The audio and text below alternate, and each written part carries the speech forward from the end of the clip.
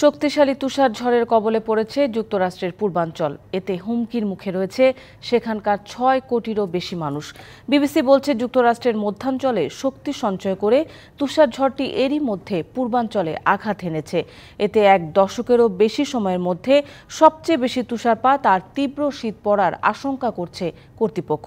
Kentucky, Virginia, Arkansas এবং new jersey সহ ৭ অঙ্গরাজ্যে জরুরি অবস্থা জারি করা হয়েছে। তবে বৈরী আবহাওয়ায় সতর্কতার আওতায় রয়েছে প্রায় ৩০টি অঙ্গরাজ্য। প্রবল তুষারপাত ও বাতাসের পাশাপাশি কোথাও কোথাও দেখা দিয়েছে বৃষ্টি। এরই মধ্যে বাতিল করা হয়েছে ১৫০০ ফ্লাইট। একই সাথে সাময়িকভাবে বন্ধ হওয়ায় বিলম্বিত হয় ২,০০০-এরও বেশি ফ্লাইট। সোমবার পর্যন্ত বন্ধ ঘোষণা করা হয়েছে স্কুল। এদিকে ভারী তুষারপাতে বিপর্যস্ত যুক্তরাজ্যের জনজীবন।